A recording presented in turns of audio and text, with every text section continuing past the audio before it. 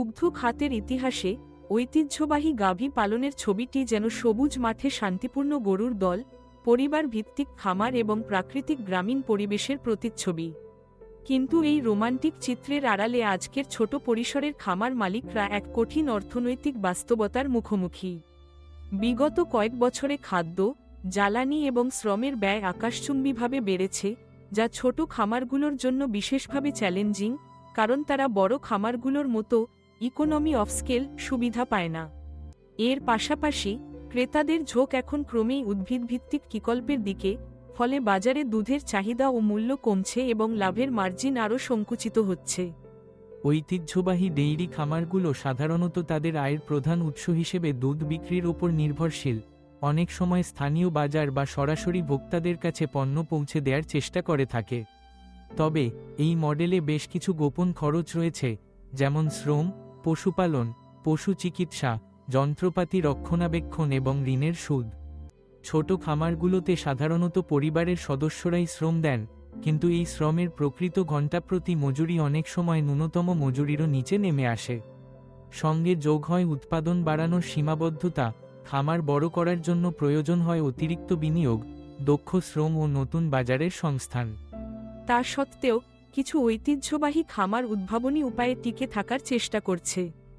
কেউ কেউ অ্যাগ্রিট্যুরিজম অর্থাৎ দর্শনার্থীদের জন্য খামার ঘুরে দেখা, শিক্ষা কার্যক্রম ও খোলা বাজারের আয়োজন করছে।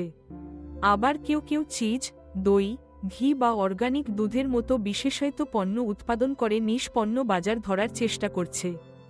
এসব পদক্ষেপে অতিরিক্ত আয় আসলেও মূল্যধারার লাভজনকতার সমস্যা সম্পূর্ণ মিটছে না। অন্যদিকে আধুনিক ডেইরি খামারগুলো প্রযুক্তি নির্ভর উৎপাদনে নতুন যুগের সূচনা করেছে। এখানে রোবোটিক দুধ দোহন, উন্নত প্রাণী জেনেটিক্স, ডেটা অ্যানালিটিক্স ও প্রিসিশন ফিডিংয়ের মাধ্যমে উৎপাদন ও সাশ্রয় একসাথে হচ্ছে।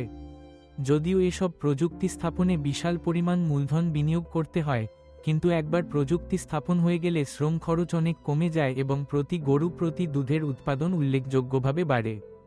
আধুনিক খামারগুলো টেকসই চর্চাও গ্রহণ করছে, যেমন সঠিক মাত্রায় পশুখাদ্য দেওয়া, বর্জ্য ব্যবস্থাপনা ও জৈব সার উৎপাদন, যা পরিবেশগত প্রভাব কমাতে সাহায্য করে। লাভের হিসাব নিকাশে দেখা যায়, আধুনিক খামারগুলো সাধারণত বেশি মার্জিন পায়, কারণ তারা উৎপাদনকে বড় আকারে চালাতে পারে এবং প্রযুক্তি ব্যবহারে খরচ কমাতে পারে। তবে তাদের বড় ধরনের ঝুঁকিও রয়েছে, যেমন প্রযুক্তির ওপর নির্ভরশীলতা, ধারাবাহিক উৎপাদন বজায় রাখার চ্যালেঞ্জ এবং উচ্চ ঋণ পরিষেবা। অন্যদিকে ঐতিহ্যবাহী খামারগুলো বাজার মূল্যের ওঠানামায় বেশি ঝুঁকিপূর্ণ হলেও তাদের ঋণের পরিমাণ কম এবং তারা বিশেষায়িত পণ্য বা সরাসরি বিক্রিতে সুযোগ পেতে পারে। ভবিষ্যতের দুধ শিল্প অনেকটাই সংকর মডেলের দিকে এগোচ্ছে বলে ধারণা করা হচ্ছে। ঐতিহ্যবাহী খামারগুলো সীমিত প্রযুক্তি গ্রহণ করে উৎপাদনশীলতা ও দক্ষতা বাড়াতে পারবে, আবার আধুনিক খামারগুলোও নিশ বাজারে প্রবেশ করে আয়ের নতুন খাত খুঁজে পেতে পারে। সরকারি নীতি ও ভর্তুকি উভয় মডেলকেই সহায়তা দিলে টেকসই ও স্থিতিশীল দুগ্ধ শিল্প গঠন সম্ভব হবে। অবশেষে দুধ শিল্পের এই রূপান্তর কেবল খামারিদের জন্য নয়, ভোক্তাদের জন্যও গুরুত্বপূর্ণ। উৎপাদন, পরিবেশ এবং বাজারের চাহিদার ভারসাম্য রক্ষা করে প্রযুক্তি ও উদ্ভাবনের সমন্বয়ে টেকসই ভবিষ্যতের পথে এগিয়ে চলেছে দুগ্ধ শিল্প, যেখানে ঐতিহ্য ও আধুনিকতা একসাথে পথ চলবে।